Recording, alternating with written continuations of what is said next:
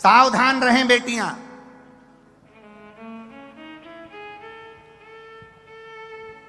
सावधान रहें बेटे।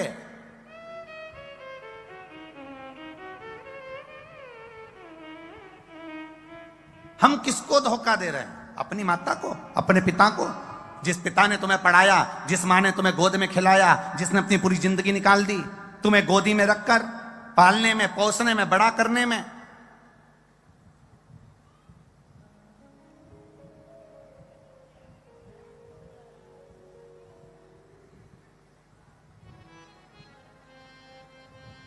मां बाप का घर एक होटल नहीं है जिसमें बेटी बड़ी होती है, पलती है, या बेटे पलते हैं, बड़े होते हैं, पढ़ लिख के जब नवाब बन जाते हैं, शहंशाह बन जाते हैं, तो मालूम पड़े वो अपनी मर्जी से जीने लगते हैं और माँ बाप उस होटल में पड़े कि पड़े रह जाते हैं।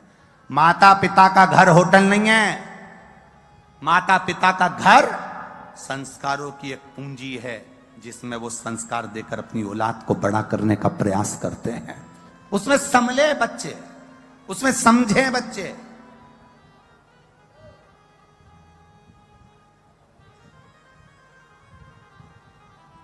एक अच्छी मोटरसाइकिल देख ली, उसने भुड़ भुड़ कर दिया। वो मोटरसाइकिल तो देखी, उसमें पेट्रोल तो देख ले 50 रुपए से ज्यादा का नहीं है, कहीं बीच में खड़ी नहीं हो जाए। एक मोटरसाइकिल देखी, पेट्रोल नहीं देखा है।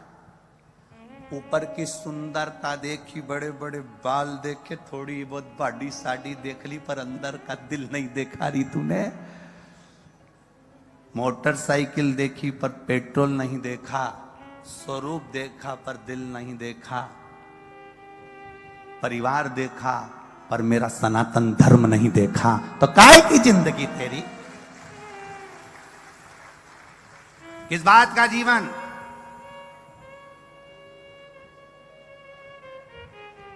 केवल एक सुंदरता, केवल, और बाद में फिर रोए, फिर कितना हंगामा हुआ, कितना, फिर कहीं का कुछ, फिर वो कट रहे, मर रहे, फिर हंगामा हो रहा, न डिबेट चल रहा, न टीवी पे चल रहा, न मोबाइलों पे चल रहा, न ये चल रहा, न वो चल रहा, न इसको ये बोलो, न उसको वो बोलो, न फालतू की बात। शिव पुराण तो कहती है शंकर जैसी जिंदगी जीने का प्रयास करना। शंकर का तत्व क्या कहता है? रहो सब में, मिलो सबसे, पर भरोसा, विश्वास, दृढ़ता अपने माता पिता के चरणों की होना चाहिए, शिव के तत्व की होना चाहिए। हम मिलने में मना नहीं करेंगे, हम कहीं जाने से मना नहीं करेंगे, तुम्हारी विद्या से मना नहीं करेंगे, तुम्हारी पढ़ाई से मना नहीं करेंगे, तुम्हारी नौकरी से मना नहीं करेंगे, तुम्हारी सर्विस से मना नहीं करेंगे। तुम अपनी विद्वत्ता को धारण करो, बेटी हो, अपने जीवन को जियो, अलमस्त होकर जियो। अच्छी पढ़ाई, अच्छी एजुकेशन, अच्छा कॉलेज, अच्छी विद्या अध्ययन करो, अच्छी नौकरी पाओ, पर अपनी बुद्धि को मत बिगड़ने दो, अपने चित्त को मत बिगड़ने दो, अपने व्यवहार को। पानी भी गिरेगा, कीचड़ भी होगा, आने में असुविधा भी होगी, 1-2 किलोमीटर दूर तुमको छोड़ भी दिया जाएगा, वहां से 1-1.5 किलोमीटर तुम्हें पैदल भी चल के आना पड़ेगा। बोलो सही है कि गलत है? अब पास की पास में तो कोई तुम्हारी गाड़ी रोकेगा नहीं, क्योंकि चक्कर ही इतनी पास, अगर गाड़ी रोक देवे तो जनता कहाँ जावे? किसी को चोट लग जावे, किसी को ठेस पहुंच जावे, तो प्रशासन भी अपनी व्यवस्था देखता है, इसलिए थोड़ी दूर पे गाड़ी रुकवा देता है, कहीं तुमको छोड़ देगा कि वहां से यहां तक पैदल जाओ। तो ये सब चीजें होती है। मेरा भोलेनाथ, मेरा ओघड़ी, मेरा दयालु, मेरा दातार, मेरा कैलाशी, मेरा अविनाशी तुम्हारी परीक्षा जरूर लेगा। उन्होंने राम जी की ली, उन्होंने कृष्ण भगवान की ली। अगर भगवान की कृष्ण की परीक्षा लेने के लिए दुर्वासा अवतार हुआ मेरे भगवान कृष्ण का, और द्वारकापुरी के नजदीक में जाकर भगवान कृष्ण ने चिल्लाना चालू करा, मुझे कोई मेहमान रख लो, मुझे कोई मेहमान रख लो, मुझे कोई मेहमान रख लो। उन्हें कोई मेहमान नहीं रखता था। क्यों नहीं रखता था? क्योंकि मेहमान उसी को रखा जाता है जिसका स्वभाव अच्छा होता है, जिसको क्रोध नहीं आता, जिसको गुस्सा नहीं आता। अब दुर्वासा ऋषि को तो इतना क्रोध।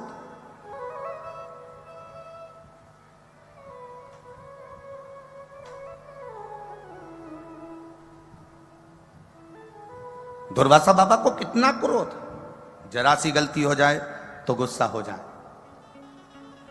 तुम भी अपने घर में शादी में उन्हीं मेहमानों को बुलाना पसंद करते हो जो अच्छे से रहे, जो फूफा जी ज्यादा मुंह फुलाते हैं ना, उनको फिर लोग पंजेरी खा के फू और फा कर देते हैं।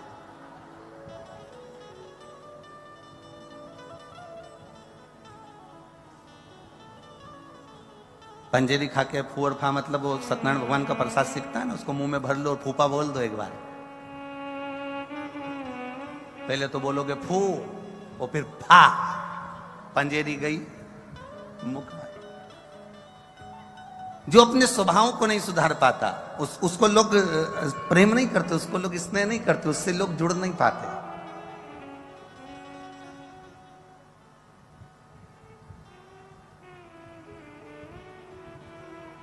अच्छा, कई लोग कहते हैं गुरुजी हम जब तक गुस्सा नहीं करते ना तब तक कोई काम नहीं होता। हम कहते हैं ऐसा नहीं है कि तुम गुस्सा करोगे तो काम नहीं होगा या गुस्सा करोगे तो होगा। प्रेम से भी सब कुछ हो सकता है, सब कुछ। ऐसा नहीं है कि प्रेम बिना नहीं होगा। नहीं नहीं गुरुजी, प्रेम से आज के जमाने में कुछ नहीं होता। हम कहें पत्नी चिल्लाकर बात करती है, पत्नी अपशब्द कहकर बात करती है, पत्नी आड़े तेड़े संबोधन देकर बात करती है, पति उसका संबोधन का पलटवार हमेशा प्रेम से ही करता है। एक पत्नी ने पति से कह दिया तुम में तो अकल नहीं है, तुम तो जानवर हो। इतने में पति ने भी कह दिया तू झूठ नहीं बोल रही, बिल्कुल सत्य कहती है, तू मेरी जान और मैं तेरा वर। तू गलत कहां बोल सकती है? तू जान है और मैं वर हूं, उसमें अंतर क्या है? वो पलट दे रहा है, जवाब दे रहा है, पर उसमें क्रोध नहीं है, उसमें चिड़चिड़ाहट नहीं है, उसमें वात्सल्यता है, उसमें प्रेम है।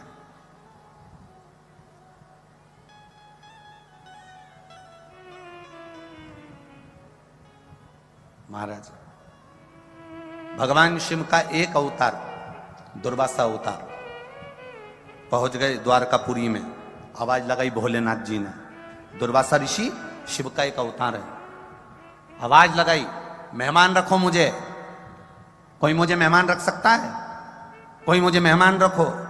सबको मालूम था इसको मेहमान रखना बड़ा भारी काम है। गुस्सा बहुत तेज आता है, चिड़चिड़ाहट बहुत करता है। दुर्वासा ऋषि बहुत अपशब्द बोल जाते हैं, जरा सी गलती हुई तो श्राप दे जाते हैं। इसलिए दुर्वासा ऋषि को कोई मेहमान नहीं रखा। पूरी द्वारका में 5 दिन से दुर्वासा ऋषि घूम रहे थे, पर कोई मेहमान रखने को तैयार नहीं। भगवान द्वारिकाधीश निकल कर जा रहे थे और द्वारकाधीश ने जैसे ही सुना दुर्वासा जी कह रहे हैं कि मुझे मेहमान रखो, भगवान द्वारकाधीश ने कहा दुर्वासा ऋषि से चलिए मैं आपको मेहमान रखता हूं। दुर्वासा ऋषि ने कहा आप मुझे जानते हो ना अच्छे से?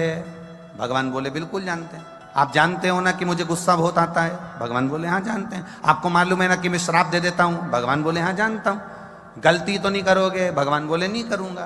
उपद को जान करके तो कोई गलती करता नहीं।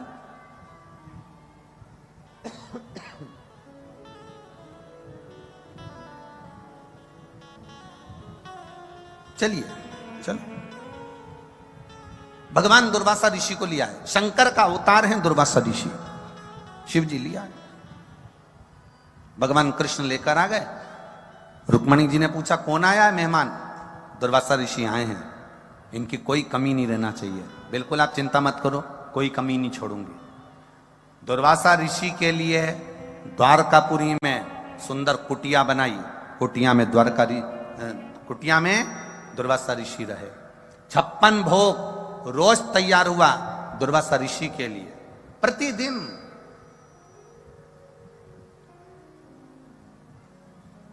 प्रतिदिन 56 भोग तैयार, क्योंकि कब क्या मांग ले कोई भरोसा नहीं। आज दुर्वासा ऋषि भोजन कर रहे थे और भोजन करते करते तभी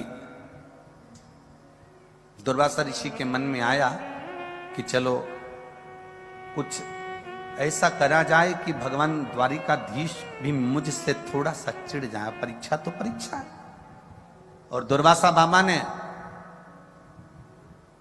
जिस कुटिया में रह रहे थे उस कुटिया में आग लगा दी। कुटिया धधक कर जलने लगी। सारे द्वारकापुर वासियों ने पानी डाल डालकर कुटिया की आग बुझाई। द्वारकाधीश आ गए। कुटिया में आग कैसे लगी, किसने लगाई? सब आपस में बात कर रहे थे। तो इतने में दुर्वासा ऋषि पीछे से आकर द्वारकाधीश के कंधे पर हाथ रखकर कहते हैं आग मैंने लगाई। तो भगवान द्वारिकानाथ ने पूछा अपने घर में आपने आग लगा दी? क्यों? भगवान बोले मेरी मर्जी, क्योंकि मैं तो मेहमान हूं, आग भी लगा सकता हूं। भगवान द्वारिकाधीश ने मन में सोचा, ऐसा मेहमान किस काम का जो आग लगा दे अपने घर में। मैं तो मेहमान हूं, आग लगा सकता हूं, कोई बात नहीं, बुझाओ। भगवान को मालूम पड़ गया द्वारकाधीश को कि ये परीक्षा ले रहे हैं। आगे चले, इधर तो कुटिया जल रही है, इधर दुर्वासा मामा ने कह दिया कि मुझे भूख लग रही है, मेरे खाने के लिए खीर लेकर आओ। भगवान ने 56 भोग बनवा के रखे तो रुक्मणी जी खीर लेकर आ गई, जो दुर्वासा ऋषि को दी। दुर्वासा ऋषि ने खीर खाई, आधी खीर दुर्वासा ऋषि ने भगवान कृष्ण पर फेंक दी। झूठी खीर दुर्वासा ऋषि की आधी मुख से खाई खीर द्वारकाधीश पर फेंकी, कटोरा नीचे गिरा, खीर भगवान कृष्ण के शरीर पर थी और कृष्ण के शरीर पर खीर लगी है। और इतने में दुर्वासा ऋषि ने कहा, सुनो द्वारकानाथ, जो खीर मैंने तुम्हारे ऊपर फेंकी है पूरे शरीर में मलो। भगवान द्वारिकाधीश ने उस खीर को पूरे शरीर में मला। मलते से ही रुक्मणी जी हंस दी और रुक्मणी जी के चेहरे पर हंसी आ गई कि ऐसा मेहमान पकड़ कर लाए हो जो तुम्हारी इज्जत नहीं कर रहा। ऐसा मेहमान पकड़ कर लाए हो जो तुम्हारी इज्जत ना करे, तुम्हारा सम्मान ना करे, तुम्हारा आदर ना करे। खीर फेंक दी। द्वारकाधीश के शरीर पर खीर लगी थी और रुक्मणी जी हंस दी। हंसते से ही दुर्वासा ऋषि को क्रोध आ गया और दुर्वासा बाबा ने कहा, सुनो कृष्ण, आज पूरी द्वारका घूमने के लिए जाऊंगा, पैदल चलकर नहीं जाऊंगा, रथ पर बैठकर जाऊंगा, पर रथ में ना घोड़ा जुतेगा ना घोड़ी जुतेगी, उस रथ को खींचने के लिए रुक्मणी जुतेगी। रथ को रुक्मणी खींच कर लेकर जाएगी, ना घोड़ा ना घोड़ी लगेगी, रुक्मणी लगे रथ पर। द्वारकाधीश ने रुक्मणी को रथ में लगा दिया। पीछे पीछे द्वारिका के नाथ खीर में भिड़े हुए चल रहे हैं। रथ दुर्वासा ऋषि चलवा रहे हैं। रुक्मणी जी थोड़ी दूर तक रथ खींची, बाद में चक्कर खाकर नीचे गिर गईं। गिरते से ही तभी दुर्वासा ऋषि ने उन पर जल का छींटा दिया और जल का छींटा देकर कहा, सुनो द्वारकानाथ, द्वारकाधीश, इस रुक्मणी ने मेरी हंसी उड़ाई है, मुझे द्वारका का पूरा दर्शन नहीं कराया, इसलिए तुम्हें द्वारकाधीश अपने महल से, अपने नगर से इस रुक्मणी का त्याग करना पड़ेगा। आज भी द्वारकापुरी में द्वारकाधीश के मंदिर से रुक्मणी का मंदिर कोसों दूर है, क्योंकि दुर्वासा ऋषि भगवान शंकर ने भगवान कृष्ण से कहकर रुक्मणी का त्याग करवा दिया था। तब भगवान दुर्वासा ऋषि ने कहा, हे कृष्ण, मैंने तुम्हारे शरीर पर खीर दी थी, वो खीर तुमने पूरे शरीर पर नहीं लगाई। भगवान कृष्ण कहते हैं, द्वारकानाथ कहते हैं, दुर्वासा जी, मैं जानता हूं आप शिव हो, आप शंकर के अवतार हो, मैं जानता हूं। तो भगवान दुर्वासा ऋषि ने कहा, मैंने तुझे खीर दी थी, प्रसाद दिया था, तूने पूरे शरीर में नहीं लगाया। इतने में दुर्वासा ऋषि के शब्द सुनकर द्वारिकानाथ कहते हैं, प्रभु पूरे शरीर में लगाया। भगवान दुर्वासा जी ने कहा, पूरे शरीर में लगाया पर पांव के तलवे में नहीं लगाया।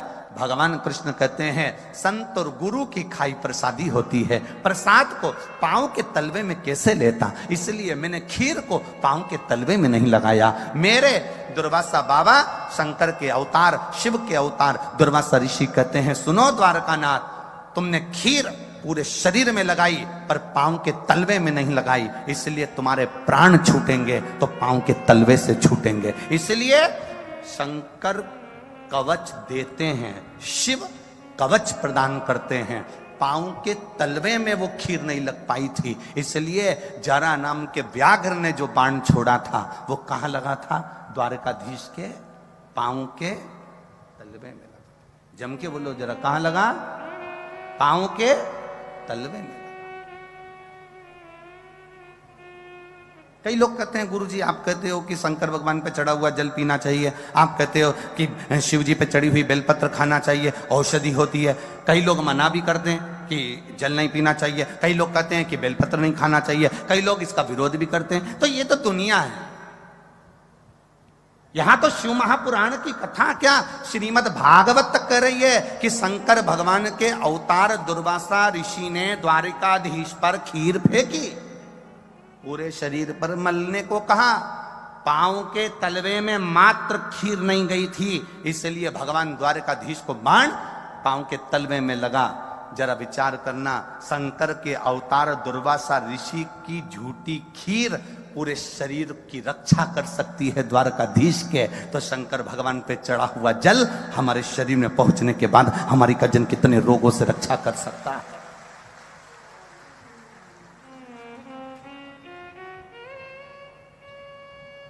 ये तो दुनिया का एक भाव है। अगर आप शंकर जी के मंदिर जाना चालू करेंगे, शिव जी को जल चढ़ाना चालू करेंगे, दुनिया के लोगों का काम है वो विरोध करेंगे। आप कोई अच्छा काम करने का प्रण बनाएंगे, ये दुनिया की रीति है वो विरोध करे।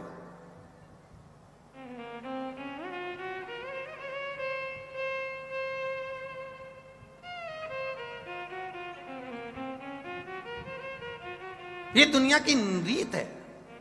आप अच्छा करते चलो, आग लगे बस्ती में, बोलो बोलो जम के जरा, अपन रहो मस्ती में, क्या किसको रोइए सोइए, सारी समस्या का हल पर सावन में एक लोटा नी, जम के बोलो जरा 2 लोटा जल, सावन सावन में 2 लोटा।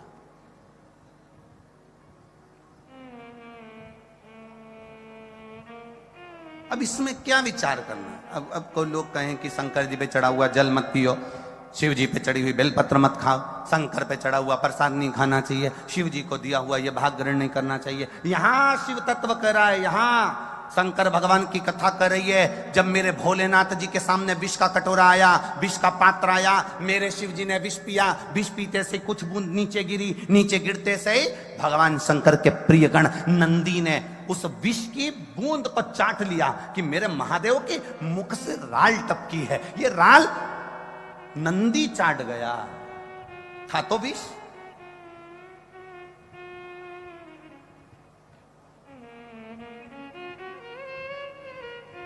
उस विष की बूंद को नंदी चाट गया। शिव जी के मुख से टपका हुआ राल, विष की राल नंदी चाट गया। शंकर भगवान ने देखा कि मेरा नंदी मेरे मुख की राल को चाट गया, कहीं इसके प्राण न चले जाएं। शंकर भगवान ने नंदी को अपने पास बुलाया और नंदी के गले को शिव जी ने हाथ फेरना प्रारंभ किया। आज भी गाय, बछड़े, नंदी, बैल जब आप हाथ फेरना प्रारंभ करते हो उसके गले में, तो बैल अपने मुख को ऊपर करता है कि नहीं करता? अरे बोलो, जम के बोलो जरा, किसी ने देखा है? आप गाय के गले पर हाथ फेरो, गाय मुख ऊपर करेगी। बछड़े के मुख पर हाथ फेरो, बछड़ा मुख ऊपर करेगा। बैल के मुख पर हाथ फेरो, बैल मुख ऊपर करेगा। नंदी के मुख पर हाथ फेरो, नंदी मुख ऊपर करेगा। क्यों करता है? क्योंकि उसको लगता है कि वो हाथ आप नहीं फेर रहे हो, मेरा महादेव मेरे गले का स्पर्श कर रहा है और मेरे जहर को कम कर रहा है। वो उसको महसूस होता है, उसको अनुभव होता है।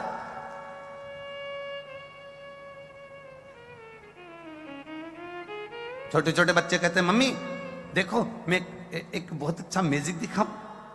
मम्मी कहती है, हाँ कौन सा मैजिक? मैं इस गाय को जब ऐसा करूंगा तो गाय मुंह पर करेगी। ये मैजिक नहीं है, ये उसको एहसास हो रहा है, ये उसको महसूस हो रहा है कि मेरा शंभु, मेरा त्रिकालदर्शी, मेरा कैलाशी, मेरा अविनाशी, मेरा शिव, मेरा ओघड़दानी, मेरा शंकर मेरे गले का स्पर्श कर रहा है।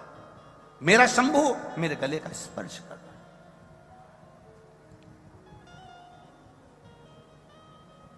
केवल वो छूता है तो जहर को भी समाप्त कर देता है। तो उस पे चढ़ा हुआ जल हमारे ना जाने जिंदगी के कितने जहर को समाप्त कर देता है, जिसका हम पान करते हैं।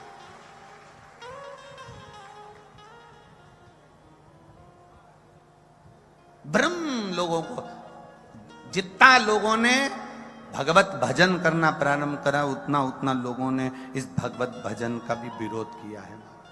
कहते हैं लोग, क्या करोगे मंदिर जाके?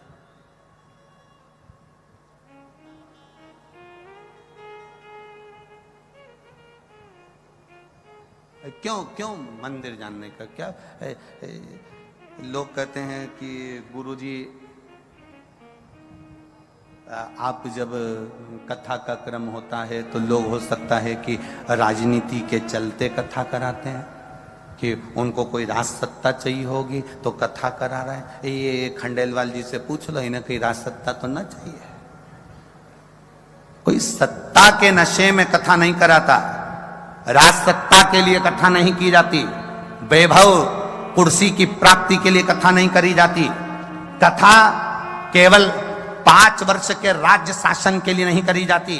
कथा मेरे परमात्मा के चरणों की धूल जिंदगी भर प्राप्त करने के लिए करी जाती है। उस परमात्मा के चरणों की रज हमें प्राप्त हो जाए, उस परमात्मा के चरणों। कई लोग कहते हैं कि इसके लिए कथा कर दी होगी, उसके लिए कथा कर दी होगी। कथा जो होती है वो परमात्मा के चरणारविंद की प्राप्ति के लिए होती है। राम कृष्ण के चरण मिल जाएं, शिव के चरण मिल जाएं। ए अलवर वालों, जिस दिन कथा समापन हो ना, उस दिन थोड़ी देर खड़े रहकर यहां का दर्शन करना। जिस दिन कथा समापन हो उस दिन यहां का दर्शन करना। जब यहां से लोग जाते हैं ना, तो जहां बैठते हैं वहीं की थोड़ी थोड़ी मिट्टी उठा कर ले जाते हैं। ऐसी कथा कभी जिंदगी में नहीं सुनी होगी कि जहां बैठकर लोग मिट्टी भी भर कर लेकर चले जाते हैं। मैं अलवर वालों से निवेदन करूंगा, तुम्हारे राज्य में, तुम्हारे क्षेत्र में, तुम्हारे इस पुनीत पावन राजा भर्तरी की नगरी में जो कथा हुई हो, उसके अंदाजा लगाकर इस कथा का स्मरण करना और आखिरी तक 7वें दिन तक विचार करना। 7 दिन इस कथा के पंडाल में बैठकर आप कथा श्रवण करें, या आस्था चैनल पर कथा सुने, या फेसबुक यूट्यूब पर कथा सुने। और तारीख लिखना कि मैं इतनी तारीख को इतनी बजे इस पंडाल में पहुंची थी, और 3 महीने उस तारीख का इंतजार करना कि मैंने जो मांगा था मेरे ओघड़दानी ने मेरी झोली में भर कर दिया कि ना दिया। वो प्रदान कर देता है, छोड़ता नहीं खाली।